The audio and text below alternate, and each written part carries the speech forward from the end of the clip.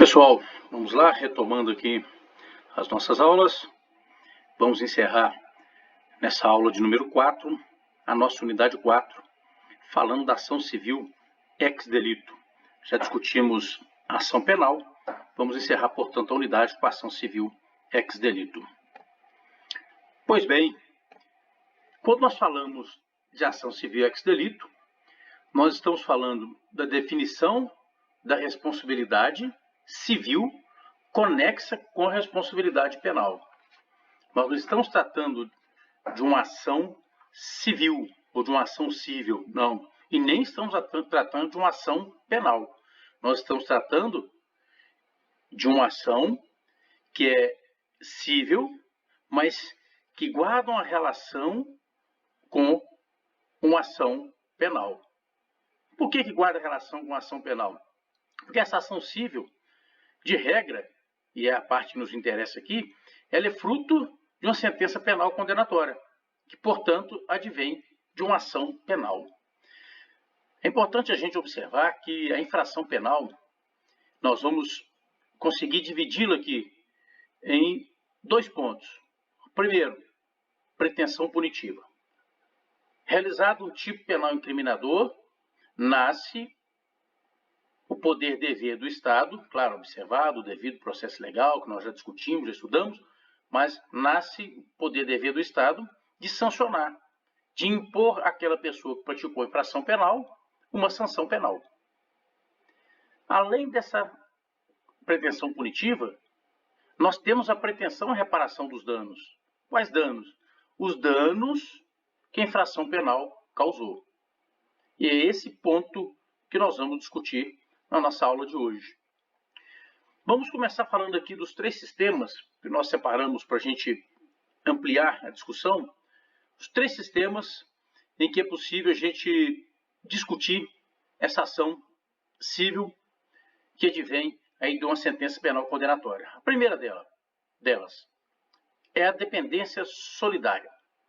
A partir da dependência solidária, tem-se que o juiz penal decide tanto em relação ao crime quanto em relação à reparação civil. Portanto, no único juízo, nós tratamos da condenação criminal, ou seja, decide o processo criminal, e em havendo condenação, ele decide também em relação à reparação civil. Depois nós temos a independência absoluta, em que nós temos processos autônomos, distintos, um processo criminal e um processo civil, e sem a possibilidade de um influenciar no outro. E nós temos o sistema de independência relativa, em que nós temos a separação das jurisdições, ou seja, eu tenho uma jurisdição penal, uma jurisdição civil, um processo penal, um processo civil, mas a jurisdição penal influencia a decisão da jurisdição civil. E aí eu pergunto para vocês, no direito brasileiro, aplica-se qual dos três sistemas? O direito brasileiro adotou qual deles? Vamos à leitura, portanto, do artigo 935 do Código Civil. E nessa aula de hoje, nós não vamos ficar presos aí ao Código de Processo Penal, mas nós vamos tratar do Código de Processo Penal Comum, do Código de Processo Penal Militar, vamos falar do Código Civil e do Código de Processo Civil. Vejam bem, a responsabilidade civil é independente da criminal, ou seja, eu tenho separação entre as jurisdições, penal e civil, não se podendo questionar mais sobre a existência do fato ou sobre quem seja o seu autor, quando estas questões se acharem decididas no juízo criminal. Portanto, o direito brasileiro adotou o sistema da independência relativa. As jurisdições são independentes, mas aquilo que já foi decidido no juízo criminal não é passível de nova discussão no juízo civil. Portanto, uma condenação por um crime, por exemplo, de homicídio, em que, por questões óbvias, nós temos aí um dano a ser reparado, o juiz fixa o valor R$50 mil, por exemplo. O que o autor desse crime, O que esse réu, esse condenado pode discutir é o valor. Os 50 mil reais que ele foi condenado a indenizar. Previsto lá no Código de Processo Penal, nós faremos a leitura. Isso ele pode discutir. Esse valor é muito, a família da vítima pode discutir que o valor é pouco, mas não cabe a ele discutir, nos termos do 935, a questão de fato. Ele não pode chegar e falar, senhor juiz do cível, eu não vou pagar essa indenização, porque eu não sou o autor do homicídio. Absolutamente, ele não pode, porque, como veremos adiante, faz algumas questões decididas no juízo criminal, faz coisa julgada no juízo civil. Portanto, adotado pelo direito brasileiro, o sistema da independência relativa. E qual que é o fundamento constitucional para a definição dessa responsabilidade civil conexa com a responsabilidade penal? Está lá no artigo 5º, no inciso 5 e no inciso 10. Inciso 5. É assegurado o direito de resposta proporcional ao agravo, além, aí eu destaco, da indenização por dano material, moral ou à imagem. Portanto, se a partir da infração penal resulta dano material, moral ou à imagem, resta assegurado nos termos do artigo 5º, inciso 5 da Constituição, a indenização. Quando nós vamos lá para o inciso 10, são invioláveis a intimidade, a vida privada, a honra e a imagem das pessoas. E aí eu destaco, assegurado o direito à indenização pelo dano moral ou material decorrente de sua violação. Portanto, em havendo dano, seja ele material, seja ele moral, ou seja a imagem, a Constituição assegura o direito a essa pessoa que teve o seu patrimônio, tanto do ponto de vista material quanto moral, afetado, um direito, portanto, à reparação em sede de indenização. E aí eu trago alguns artigos aqui do Código Civil, partindo-se da primeira pergunta. Quem comete ato ilícito? É preciso responder essa questão para, a partir dela, compreendermos quem será o responsável ou a quem é possível o judiciário responsabilizar ou em relação a quem é possível cobrar essa reparação ou essa indenização. Quem comete ato ilícito? Nos termos do artigo 186 do Código Civil, aquele que, por ação ou omissão voluntária, negligência ou imprudência, violar direito e causar dano a outrem, mesmo que seja exclusivamente moral, comete ato ilícito. Portanto, quem comete ato ilícito? Aquele que violar direito e causar dano a outrem. Ele pode violar esse direito por ação, por omissão voluntária, ou por inobservância de um dever de cuidado, negligência ou imprudência. Desde que ele viole o direito e cause dano a outrem, ele comete ato ilícito. Portanto, a nossa primeira pergunta, que vai nortear as nossas demais discussões, é esta. Quem comete ato ilícito? Quem viola direito e causa dano a outrem. E quem tem o dever de indenizar?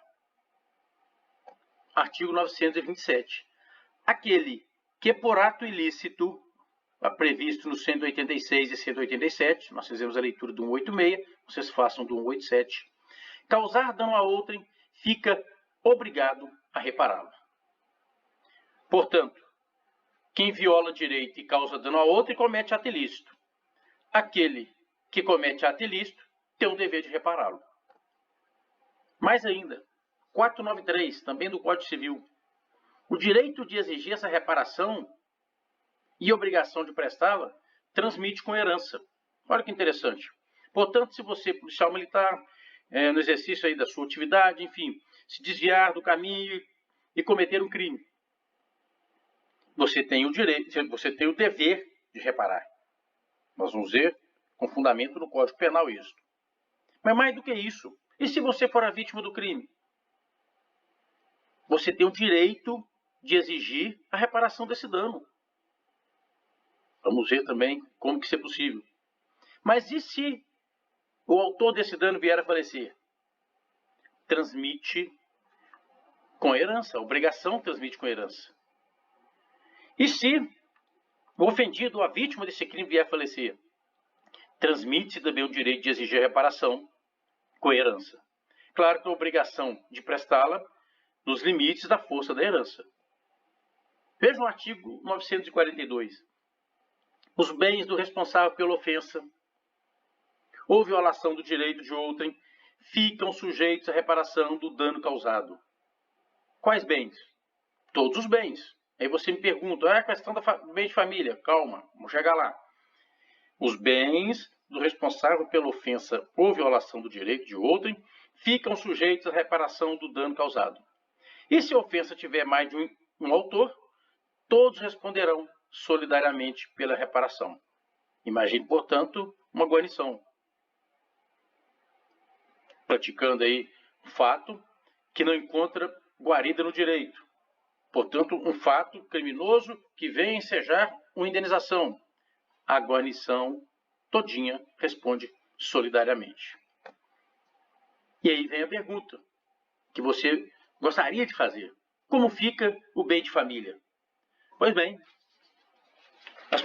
muitas das pessoas dizem que o bem de família ele não pode ser penhorado para fins de pagamentos de dívidas. É fato que a lei, anotem, 8.009, Lei 8009 de 1990, ela trata exatamente da impenhorabilidade do bem de família.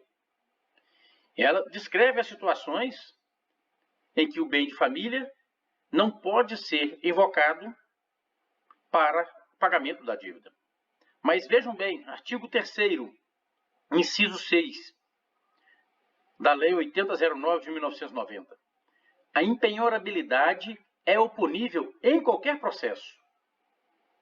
Generaliza. E aí a lei excepciona. Salvo se movido, inciso 6, por ter sido adquirido com produto do crime, e aí eu destaco para vocês, ou para a execução de sentença penal condenatória a ressarcimento, indenização ou perdimento de bens. Portanto, meus amigos, se o bem de família, se a família tiver apenas esse bem, se a pessoa tiver apenas esse bem, denominado bem de família, ele não pode invocar a 8009 ao argumento de que esse bem é impenhorável, porque a impenhorabilidade não pode ser oposta em se tratando de execução de sentença penal condenatória a ressarcimento ou indenização. Vejam vocês a importância de se discutir esse assunto para além da sala de aula.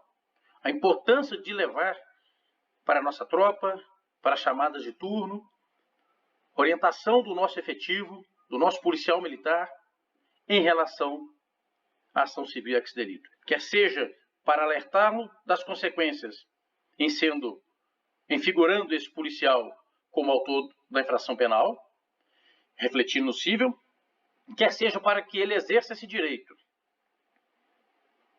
quando se tratar de vítima de uma infração penal, que lhe cause dano, seja ele material, seja ele moral, ou a sua imagem. Mas é bem certo que não são todas as situações que ensejarão a responsabilidade civil a partir da responsabilidade penal. É claro que nós temos situações que excluem a ilicitude. Portanto, se o fato deixa de ser ilícito, está superada a obrigação para indenizar. Artigo 188. Não constituem atos ilícitos os praticados em legítima defesa. Por questões óbvias. Não pode existir antinomia no direito. Eu não posso encontrar no Código do Processo Penal, ou melhor, no Código Penal Militar e no Código Penal Comum, uma excludente de ilicitude denominada legítima defesa, dizendo que não há crime quando a pessoa pratica o fato escudado na legítima defesa, e, por outro lado, o Código Civil obrigar essa pessoa a reparar o dano. Portanto, os atos ilícitos praticados em legítima defesa não constitui, portanto, ato ilícito. Os fatos praticados em legítima defesa não constituem ato ilícito. De igual modo, o exercício regular de um direito. Como que, se eu estou exercendo um direito de forma regular, Como que eu vou praticar ato ilícito? Agora, se esse exercício é irregular, claro que não vai excluir a ilicitude. Não vai constituir ato ilícito o exercício regular do direito. Inciso 2. Estado de necessidade. A deterioração ou destruição da coisa ou a lesão à pessoa a fim de remover perigo iminente. Aí vem um parágrafo único que diz que desde que não exceda os limites do indispensável para a remoção do perigo. O excesso, é claro, que não está abrangido pela excludente da ilicitude. Portanto, o artigo 188, ele deixa claro que se a minha atuação, ou se eu pratico o fato amparado em uma excludente de ilicitude, eu não cometo, portanto, ato ilícito. Aí, artigo 929, também do Código Civil. Se essa pessoa lesada, ou se o dono da coisa, no caso aqui do estado de necessidade, não forem culpados do perigo, tem o direito à indenização do prejuízo que sofreram. Imagine, portanto, você deslocando um veículo e aí o pai segurando a criança pela mão, a criança se solta da mão do pai, atravessa na frente do seu carro. E você, para evitar um atropelamento, para preservar um bem maior do que um carro que está estacionado, você joga o seu carro para a direita e acaba batendo no outro carro. Ora, esse proprietário desse outro carro, ele não tem culpa do perigo. Assiste a ele, portanto, o direito da indenização do prejuízo que sofreu. Nós não vamos discutir aqui a questão da ação contra o pai ou contra o condutor do veículo. Não é o nosso objetivo. Nosso foco aqui é vincular a questão do direito civil ao direito criminal. Estabelecer esse link aí para vocês, ok? Tem de ficar claro, portanto, que alguns atos deixam de ser ilícitos se praticados amparado por excludente de ilicitude.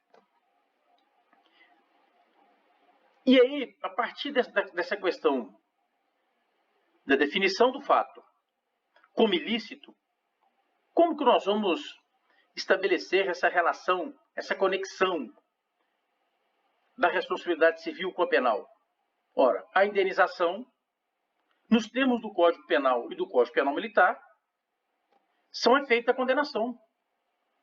Está aqui o link que nós precisávamos. Artigo 91 do Código Penal. São efeitos da condenação. Efeito automático de toda e qualquer sentença penal condenatória transitada em julgado. São efeitos da condenação, portanto, dentre outros, tornar certa a obrigação de indenizar o dano causado pelo crime.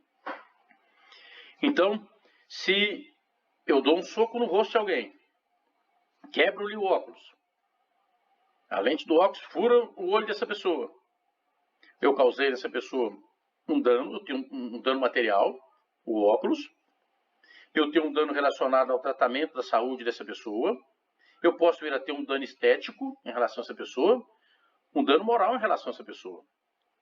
O artigo 109 do CPM, mesma coisa.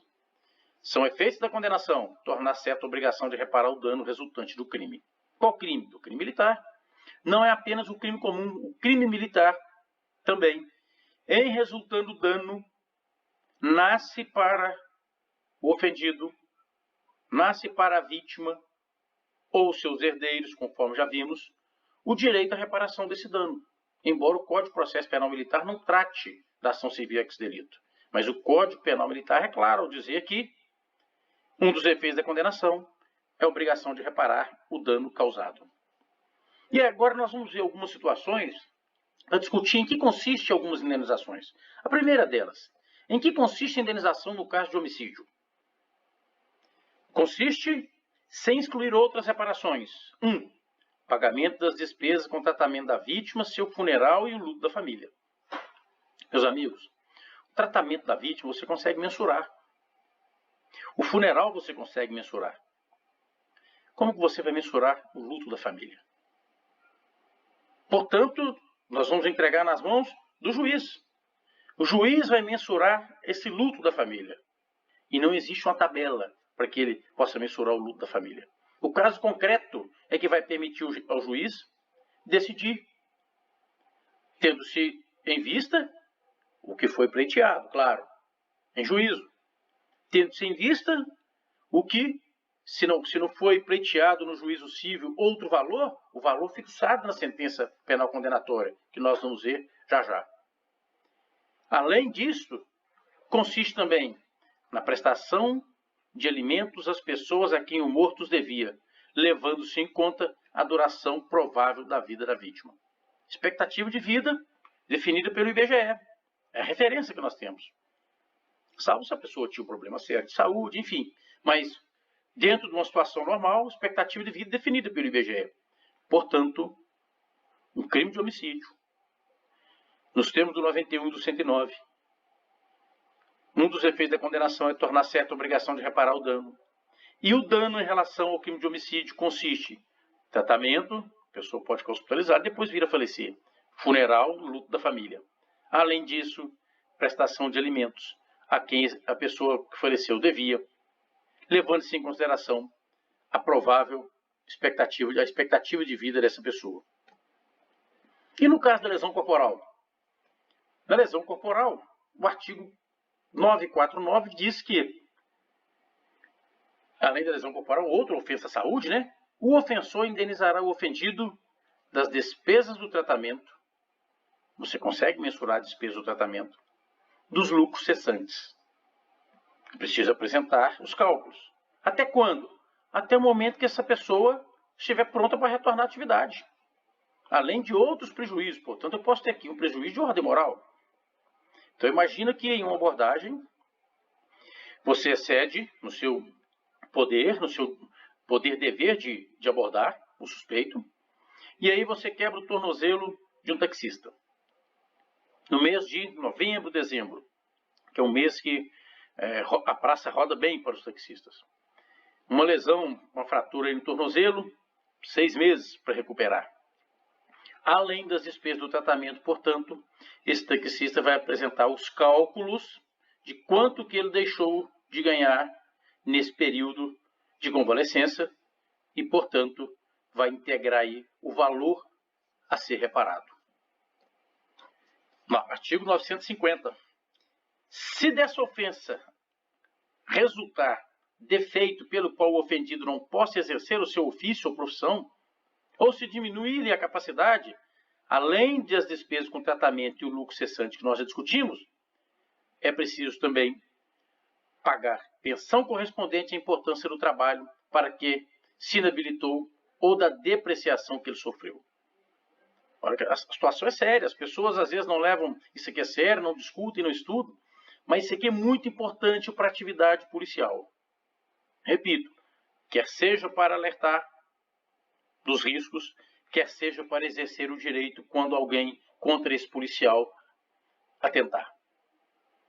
Se o prejudicado preferir, ele pode exigir essa indenização seja habitada de uma única vez. Caberá ao juiz definir diante do caso concreto se vai ser em sede de pensão, ou seja, todo mês um valor, ou se ele vai determinar o pagamento de uma única vez. E no caso de crimes contra a honra? Injúria, calúnia e difamação, a indenização consistirá na reparação do dano que delas resulte ao ofendido. Como você calcula isso? Olha a dificuldade de você mensurar o alcance de uma injúria, de uma difamação ou de uma calúnia. Inclua aqui a denunciação caluniosa. Alguém, sabendo que o policial não praticou o crime, dá ensejo a instauração de inquérito, denunciação caluniosa. Como que você mensura esse dano? E aí o parágrafo único resolve. Se o ofendido não puder provar o prejuízo material, caberá ao juiz fixar equitativamente o valor da indenização na conformidade das circunstâncias do caso. Claro que o juiz vai considerar necessidade e possibilidade. Ele vai considerar as condições de quem praticou o crime, qual que é a força em termos de condições financeiras e de bens que essa pessoa tem para pagar a indenização, e qual que é a estrutura dessa pessoa que foi ofendida e até que ponto essa ofensa lhe causou o dano, para que o juiz equitativamente fixe o valor da indenização. Essa daqui também é muito interessante para nós, porque guarda relação direta com a nossa atividade. Nós estamos tratando da indenização quando houver ofensa à liberdade pessoal. Quando nós falamos de ofensa à liberdade pessoal, na nossa atividade, nós estamos falando de prisão mesmo. Nós vamos estudar busca e apreensão, vamos estudar prisão. Agindo dentro da lei, o ato deixa de ser ilícito. Então, quando eu faço uma abordagem a alguém, dentro da lei, eu estou cumprindo um dever legal. A lei diz que eu sou obrigado a abordar aquela pessoa contra a qual paira fundada a suspeita. Mas vamos lá. A indenização por ofensa à liberdade pessoal consistirá no pagamento das perdas e danos que sobrevieram ao ofendido. E se esse não puder provar, a mesma situação do 953, que nós acabamos de ler, parágrafo único. Equitativamente, o juiz a fixar. E o que é considerado, para fins da lei civil, ofensivos à liberdade? Cárcere privado. E eu destaco para vocês os incisos 2 e 3. Aquela prisão que é fruto, sobretudo, da queixa, mas sobretudo, de uma denúncia falsa ou de má fé. Aquela história da polícia plantar a droga, plantar a arma, criar uma situação falsa para prender o indivíduo. Restando demonstrada essa conduta, essa prisão é fruto de uma denúncia falsa, por vezes construída pelo próprio agente do Estado. Pode inverter essa situação também. Imagina que o policial militar tem uma prisão preventiva decretada pela Justiça Militar, advinda de uma denúncia falsa. Nasce para esse policial, portanto, o direito de ser indenizado. E a prisão ilegal. E a prisão ilegal, eu trago aqui um exemplo, na verdade são dois exemplos que eu gosto de citar quando falo desse assunto, lá do artigo 176 do Código Penal. O famoso negar saudade de despesa.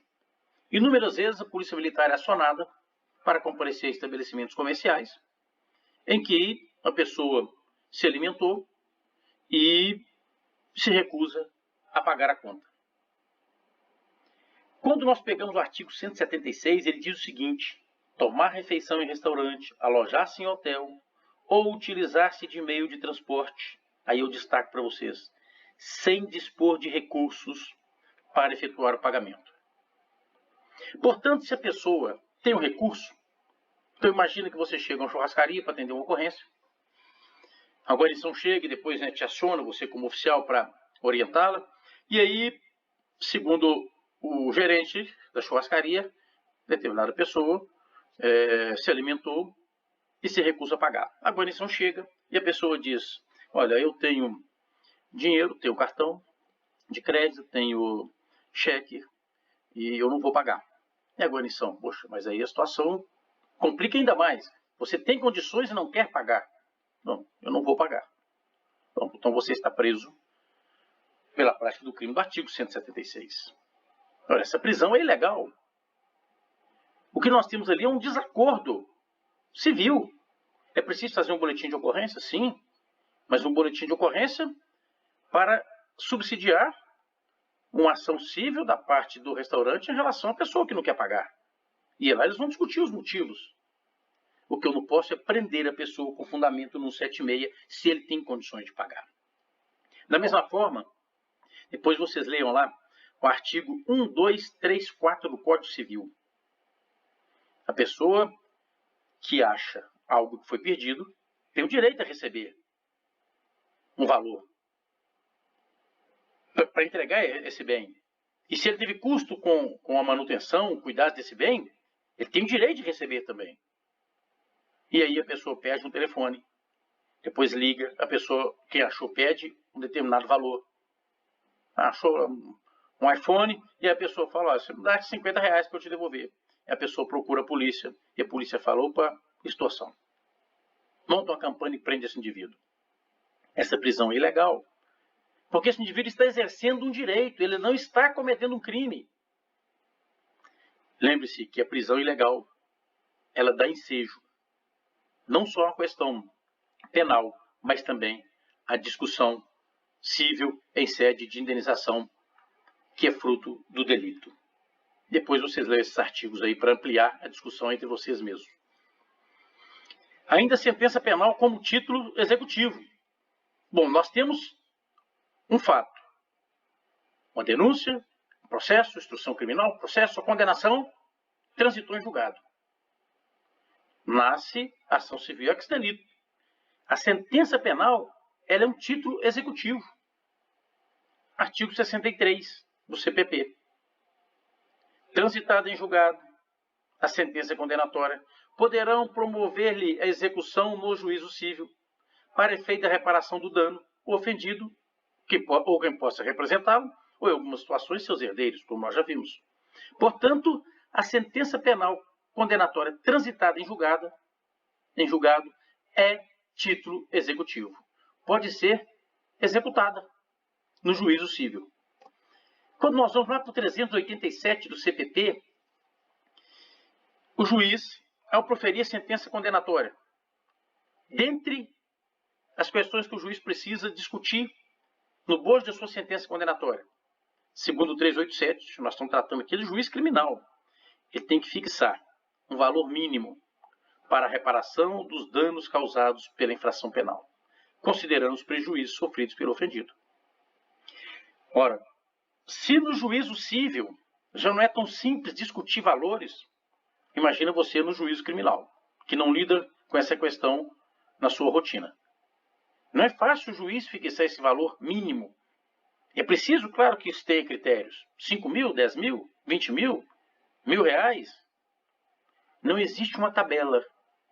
E a lei, quando ela diz que caberá ao juiz fixar um valor mínimo, é exatamente porque é possível discutir no juízo civil esse valor, quer seja da parte de quem tem de arcar com a responsabilidade de pagar a indenização, dizendo que o valor é alto, quer seja da parte de quem tem o direito de recebê-la, dizendo que o valor é baixo.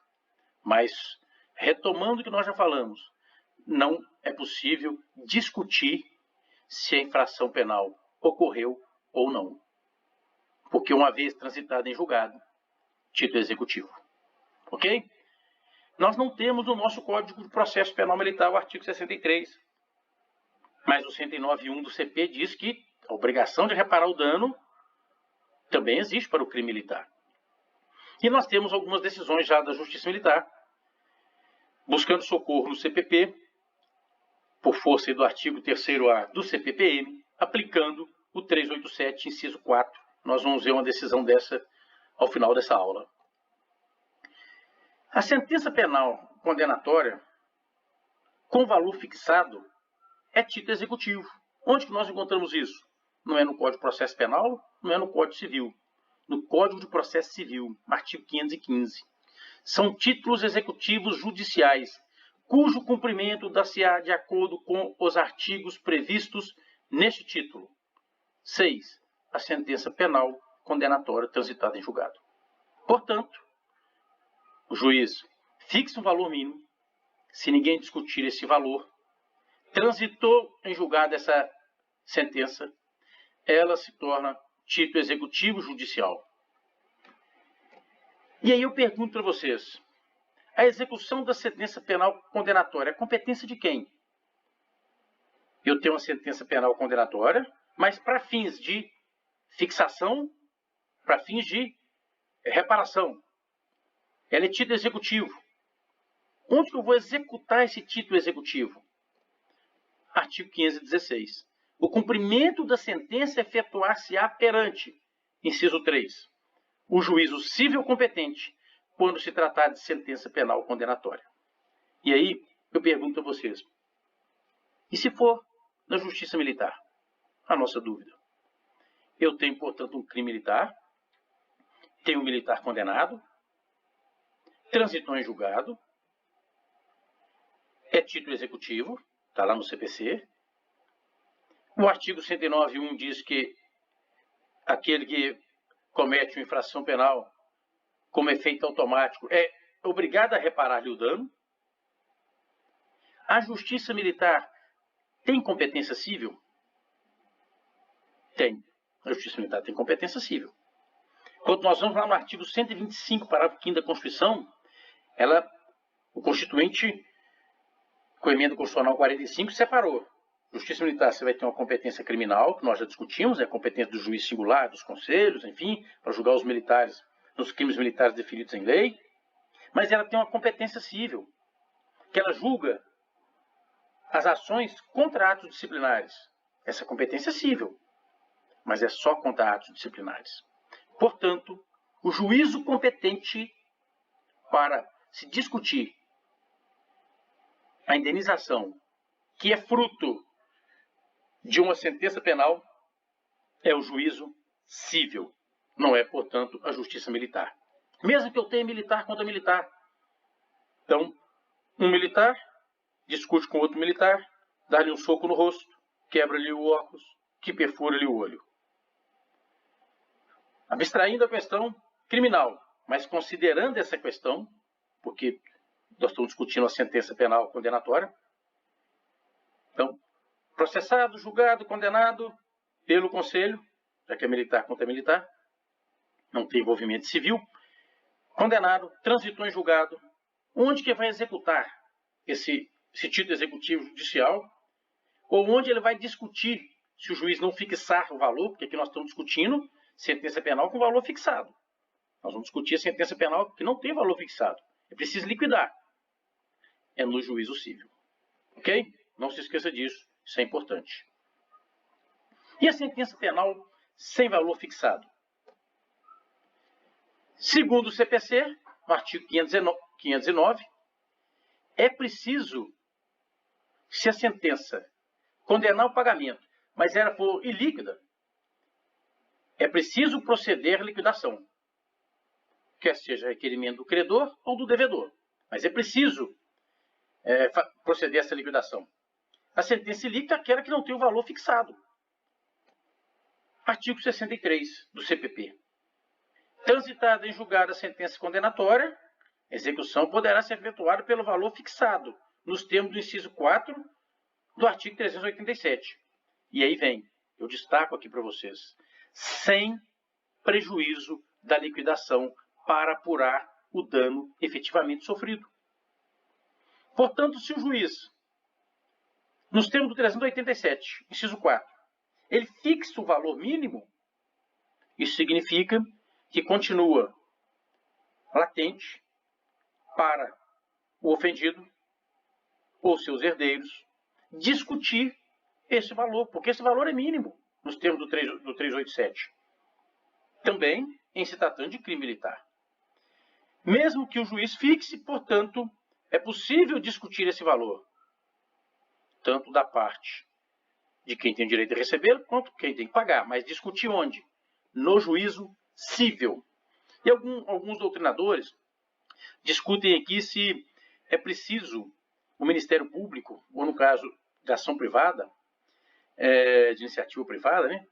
Se é preciso o titular da ação já demandar em juízo, requerer ao juiz que ele fixe esse valor.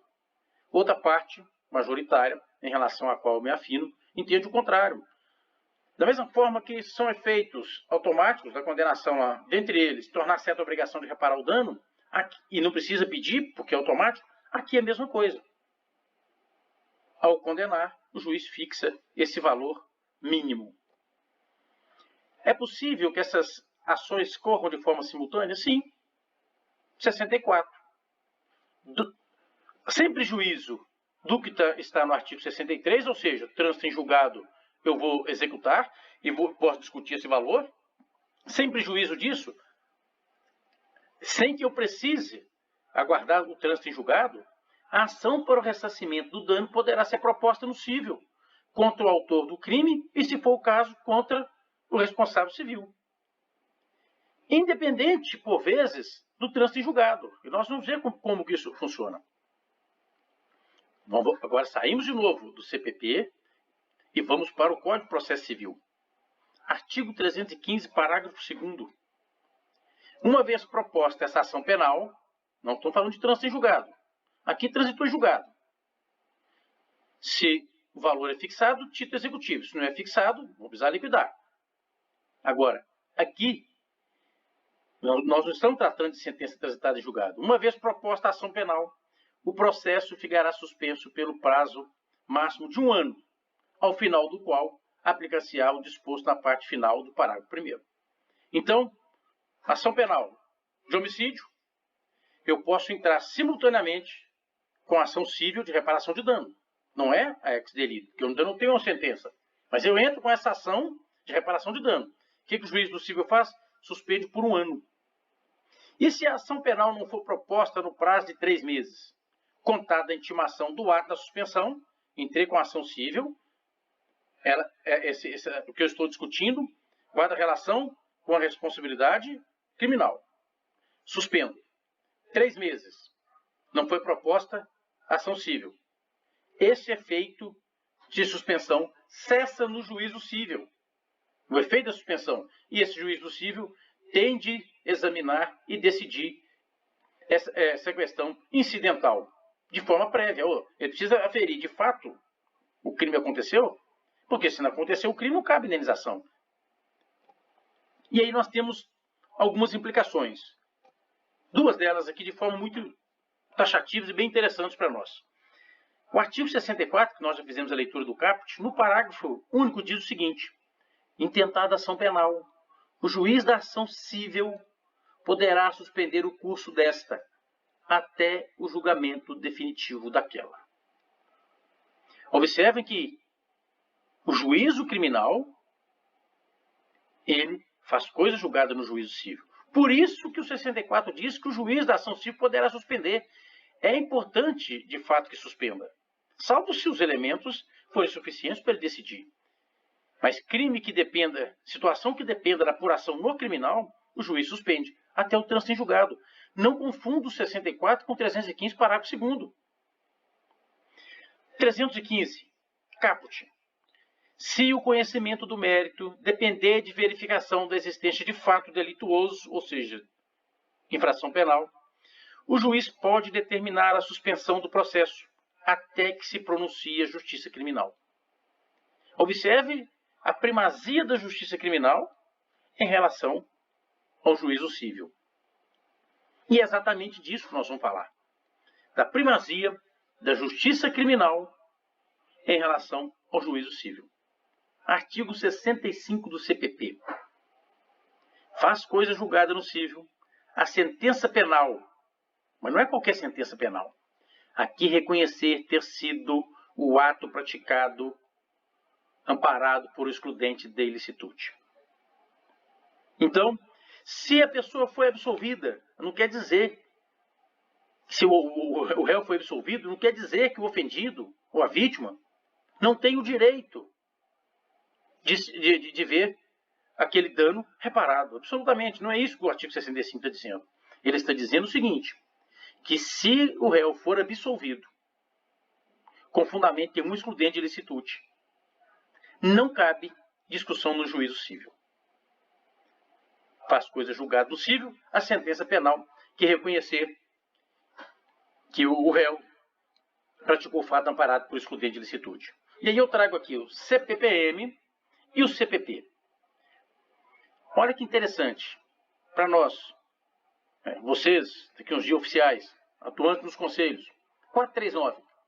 O Conselho de Justiça absolverá o acusado, mencionando os motivos na parte expositiva da sentença, desde que reconheça: a.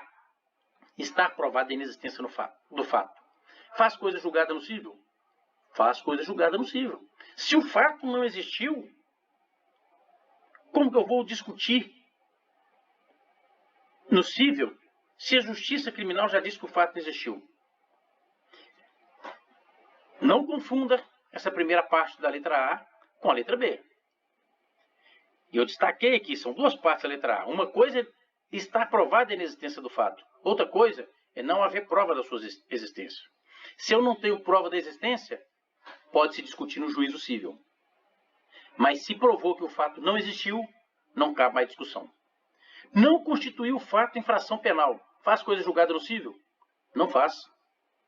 Porque pode ser um ilícito civil. Não existe prova de ter o acusado concorrido para infração penal. Faz coisa julgada no civil? Não faz coisa julgada no civil. A ausência de provas não impede que seja ajuizada a ação no civil, buscando a reparação do dano. não existir prova suficiente para a condenação, também não faz coisa julgada no cível. E a absolvição, que é fruto de uma demora no processo, portanto, extinta a punibilidade, quer seja pela prescrição, quer seja pela morte do réu. A extinção da punibilidade, a absolvição que se assenta na extinção da punibilidade, também não faz coisa julgada no cível. O arquivamento do inquérito não faz coisa julgada no cível. O que faz coisa julgada no cível está provada a inexistência do fato. Existir circunstância que exclua a ilicitude do fato. Se está excluída a ilicitude do fato, faz coisa julgada, portanto, no cível. E o 386, na mesma lógica, apenas com ajustes da redação. Quais são os prazos? O artigo 200 do Código Civil diz o seguinte: quando a ação se originar de fato que deva ser apurado no juízo criminal, não ocorrerá prescrição antes da respectiva sentença definitiva. O que é sentença definitiva? Trânsito em julgado. Porque eu tenho um título executivo. É isso que diz o Código de Processo Penal. E o Código Civil, coerente com o Código de Processo Penal, diz que é o seguinte: então, em termos de prazo, não há que se falar em prescrição até que sobrevenha a sentença, o trânsito em julgado dessa sentença condenatória. O artigo 206 diz o seguinte: prescreve, parágrafo 3º, em 3 anos. Então, tem a sentença penal condenatória, em 3 anos, prescreve a pretensão da reparação cível. Começa a contar esse prazo de prescrição quando? A partir do trânsito em julgado dessa sentença advinda do juízo criminal. E em relação à possibilidade dessa reparação ir além da pessoa que praticou o fato. Diferente da infração penal, que uma vez falecido o réu, não é possível impor essa sanção penal a ninguém, nós já discutimos isso, ela é em transcendência, mas em se tratando de reparação, sim, é possível. Olha o que a Constituição diz: nenhuma pena poderá passar da pessoa do apenado, do condenado. Ok. Mas a obrigação de reparar o dano, a declaração, decretação do perdimento de bens, essa sim, nos termos da lei, podem ser estendidas aos sucessores e contra eles executados, desde que dentro do limite do patrimônio transferido. Portanto, se um policial praticou um crime, veio a falecer, dentro dos limites da força da sua herança, ele pode ser responsabilizado. Se alguém praticou um crime contra um policial, veio a falecer, dentro das forças da herança dessa pessoa, é possível discutir a reparação em relação a esse policial que é vítima. E a condenação na justiça militar? Já falamos sobre ela. É possível indenização? Sim, é possível indenização. Temos exemplos? Temos alguns exemplos. Eu trouxe um para vocês, um caso concreto de tortura.